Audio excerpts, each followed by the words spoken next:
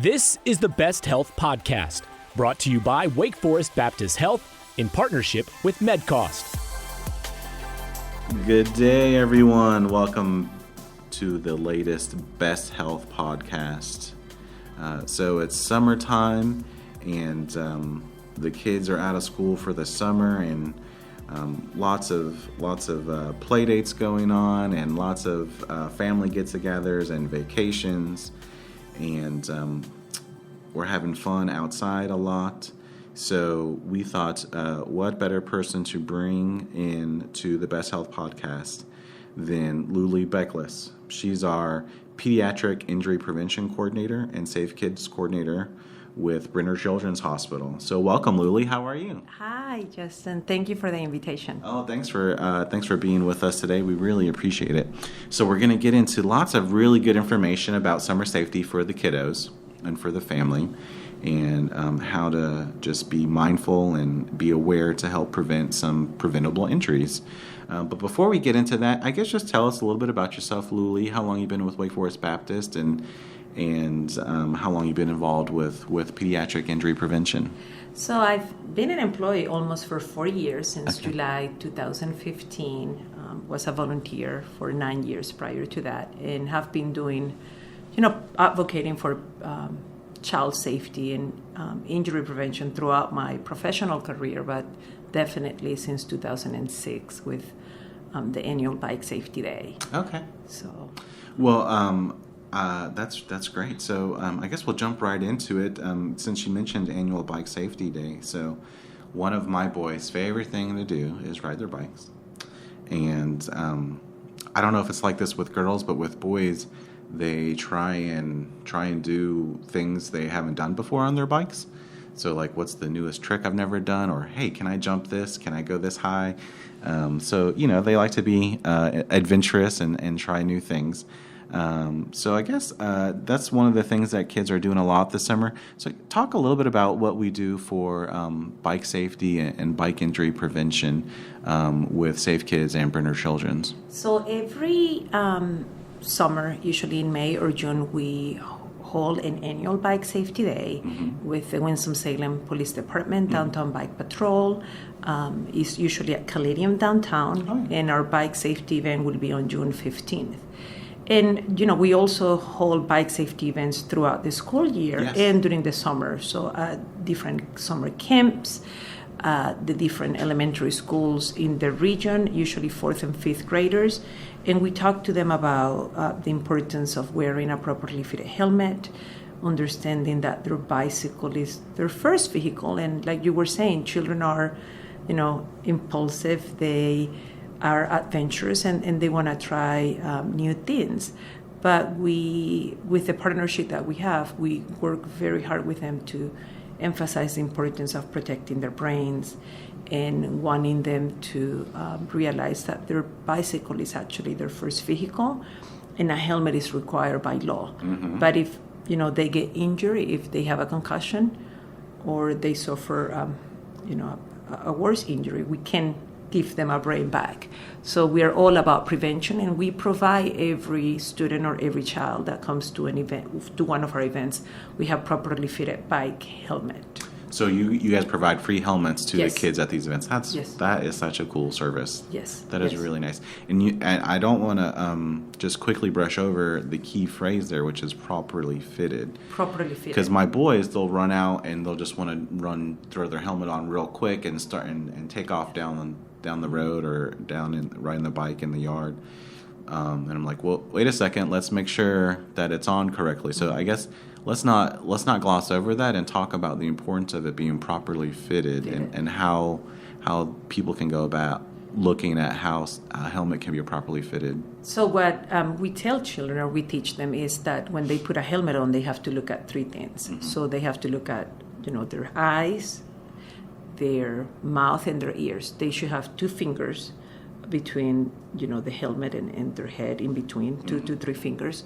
They should have a V around each of their ears, so the strap should be tight enough that they will make a V as in Victor, around the ears.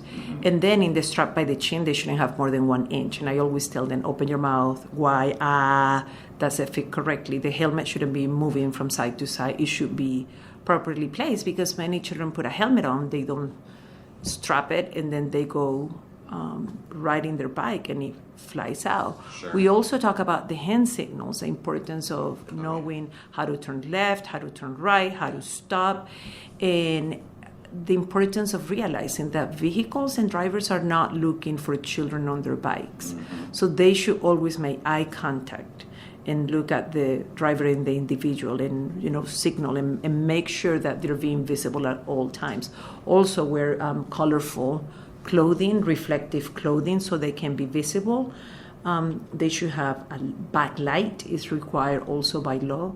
And we have a lot of resources on our Brenner's website about bike safety, and we certainly can put a link on the helmet fit test, so children and parents can have access to it. We usually provide this in a magnet form, so parents can put it in the refrigerator, and that's something, you don't get into a vehicle without putting your seatbelt on. Well, you don't get on a bike or a wheel toy or a scooter without putting a helmet on.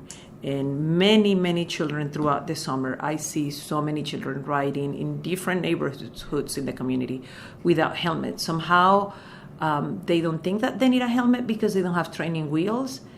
And sometimes parents don't enforce the importance of keeping their children's head safe. I mean, basically, a helmet can protect you from suffering a concussion. Sure.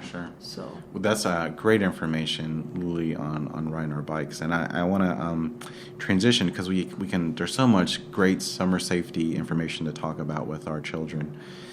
So one other very popular activity during the summer, of course, is getting in the water. yes. So once again, my family loves going to the pool. They love going to the beach, swimming in the ocean. So one thing that maybe people don't necessarily think about a lot is we swim in a pool. Probably here in Winston-Salem, families, kids swim in pools more so than they swim in the ocean. So maybe just touch on the difference between swimming in a pool at your local pool recreation center versus swimming out in open waters, and what parents need to think about as far as that difference goes. Yes. So one of the things that we've noticed is, children that have access to swim lessons, they learn how to swim in a swimming pool. The water is clear. They're wearing goggles. And some of the things that we need to pay attention to is the water temperature. When you go to some of the lakes in the areas or rivers, the water temperature is different. There's vegetation around our lakes and rivers. There's debris. There are different factors that can affect. And, water safety continues to be a number one priority. Children between the ages of 1 and 4, that's the number one cost of death. Is drowning. Wow. It's drowning. So, and we see it more, not at the city pools or the community pools where you have a lifeguard on duty. Sure. But usually at neighborhood pools. Someone's backyard. Somebody's backyard. A pool at a apartment complex. Mm-hmm. And the number one thing that people need to pay attention to is be watchful. Children should be within arm's reach, whether you're in the pool, whether you're in open water.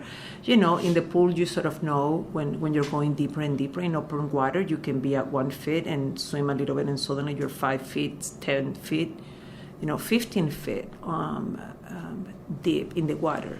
One of the things that we've been promoting is, those water watcher cards, or really advocating for parents. If we're going to go with a group of parents together, mm-hmm. let's take turns watching the kids, putting our phones away, maybe not having so many conversations, and totally being engaged in paying attention to the children in the water. I'm so glad you mentioned that, because we were at a pool a couple weekends ago, and so it ran the gamut. There were families there, and the parents were in the water with the kids.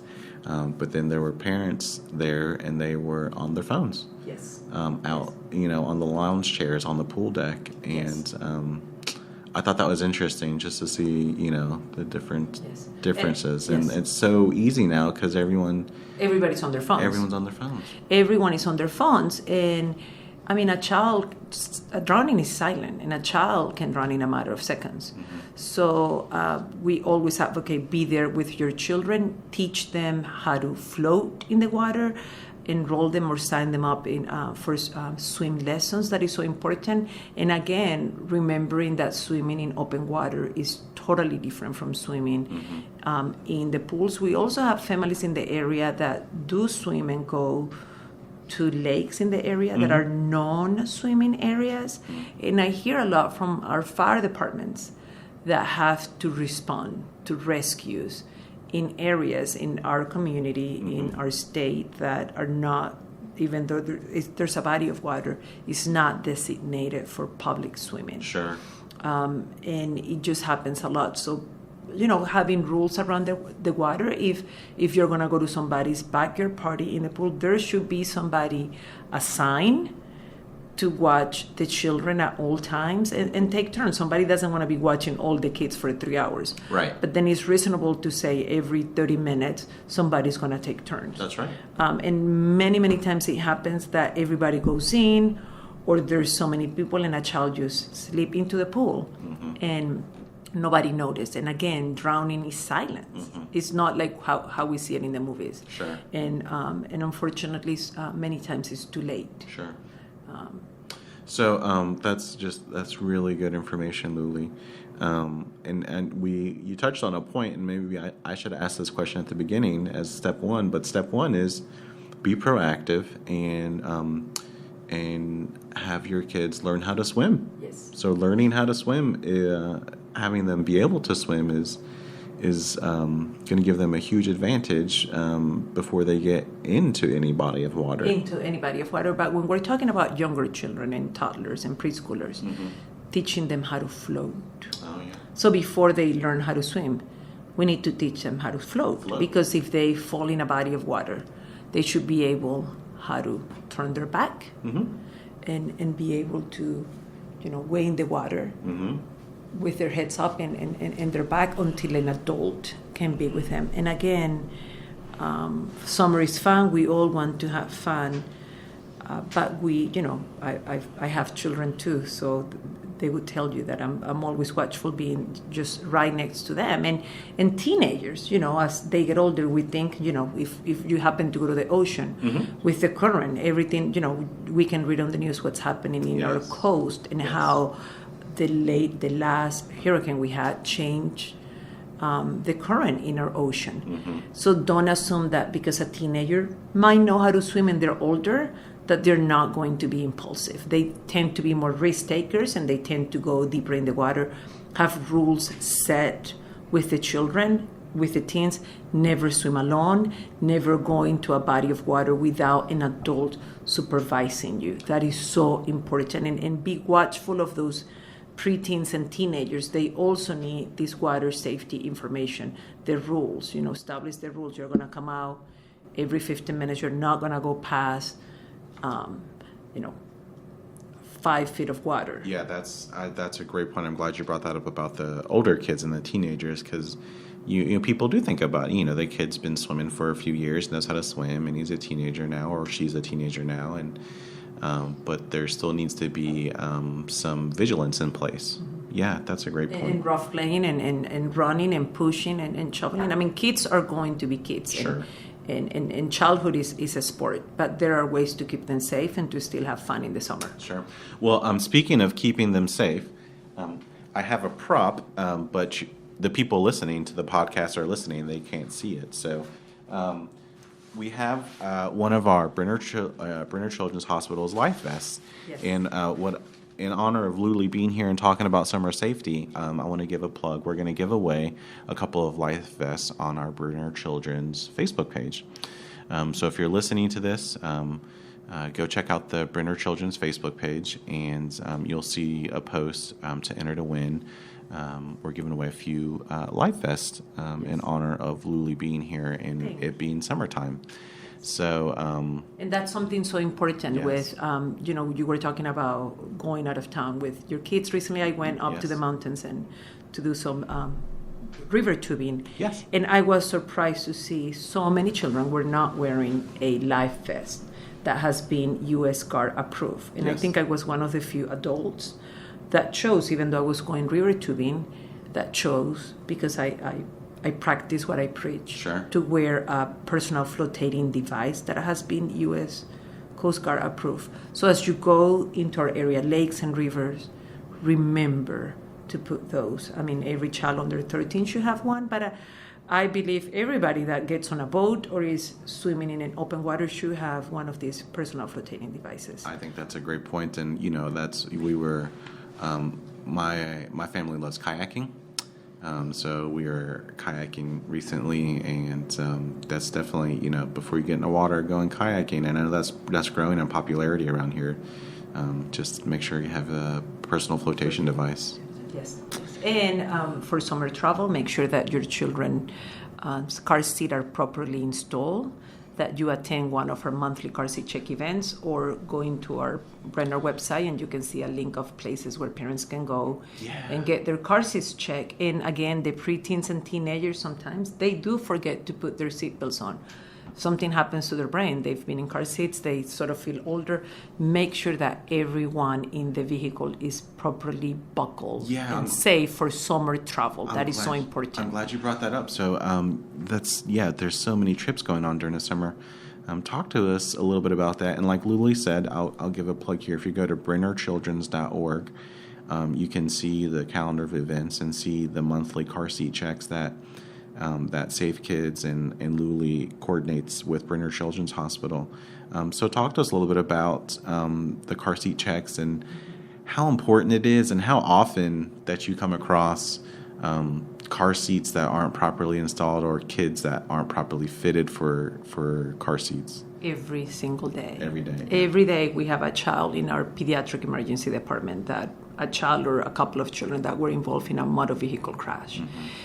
So car seats need to be replaced when that happens, but 80 to 90% of car seats are not properly fitted. 80 to 90%? 90% of car seats, according to research. Wow. Car seats, manufacturing companies and automobile companies are not necessarily talking to each other all the time. And it is one of the most complicated things. It's engineering of a vehicle and engineering of a car seat. So I always encourage parents to get your car seat checked by a certified child passenger safety technician. So once a month, child passenger safety technicians from the area, they might be from the Winston-Salem Police Department, Winston-Salem Fire Department, the health departments in our region, Davidson, Forsyth, Stokes, Yadkin County, health educators and our nurses, that are child passenger safety techs, we come together and we hold car seat check events. So what we see is a trend of new parents that are having their first babies. They're coming to our events, but we see so many preschoolers and children who are 5, 6, 7, 8, 9, 10 that are injured. And many of them still needed to be in a car seat or a booster seat, and they were not. Sure. And we see a tremendous increase in the summer. We see families traveling across North Carolina, from the northeast to the south, maybe going to Florida, traveling across our state. Sure. And they sustain an injury in the area. Sure. And they end up in our hospital and lost change. But I always advocate parents, please check your car seats. If you show up at a fire department, the assumption is that every fire department checks car seats, and that's not the case. Right. However, because it takes special training to be able to do this. However, the fire departments are wonderful at reaching out to me and saying, hey, Luly, we have this grandmother or this mom that showed up at our fire station. Can you please assist them? And we're always willing to help them to keep children safe. That's such a great part of what y'all do with the Brenner Pediatric Injury Prevention and Safe Kids. So we just have a minute left. And you mentioned kids coming to Brenner involved in motor vehicle accidents or being injured one way or the other. So I do want to take a minute and talk about Brenner Children's Hospital and that Brenner Children's is a pediatric trauma center, and it's a level 1 trauma center. So talk to us just briefly about what that actually means, Luly, and how we care for our youngest patients. So trauma centers are classified in level 1, 2, and 3, 1 being the highest. There's adult trauma centers, and there's trauma centers that also care for children. But it's a big deal to be a level 1 pediatric trauma center. That means that we have the surgeons, the pediatric surgeons, the emergency medicine doctors in pediatric, the nursing staff, highly trained to care for children that are injured. We became the first level 1 pediatric trauma center in the state. We actually happen to be leaders in this field. So that means if a child is injured within a region, if you think about the western part of the state, even parts of Tennessee, Virginia, West Virginia, because we're also a burn center for the region, children are going to be brought to our hospitals. So every single day, children are being transferred from area hospitals, as far as Greensboro, Hickory, to receive the best level of care. In the trauma world, we talked about that golden hour. That first hour when a child sustains an injury is crucial in that child's survival. So to know that we have doctors and nurses available 24/7 to care for injured children. And unfortunately, summer happens to be our busiest month. As a trauma center, I'm certainly busy doing outreach, but the trauma surgeons that I work with in our pediatric trauma team, we're very busy caring for injured patients. Well, Luly, we appreciate your efforts and the support of Brenner Children's to help prevent these injuries, because I know the staff at Brenner Children's would love to be bored and not have a lot of patients over there. So thank you for the outreach that you do and the injury prevention education you do. Once again, you can find out more information about injury prevention and summer safety tips on brennerchildrens.org. And you can also check out the car seat checks and other outreach events that we facilitate on the events calendar on there as well. That information is also on the events calendar on the main wakehealth.edu website. So Luly, thank you so much for being here. I know your summer is going to be busy with events, but I hope you have a great summer. Thank you. We'll talk with you soon, okay? Thank you so much. Thanks for listening to this episode of the Best Health Podcast, brought to you by Wake Forest Baptist Health. For more wellness info, check out wakehealth.edu and follow us on social media. Wake Forest Baptist Health, the gold standard of healthcare.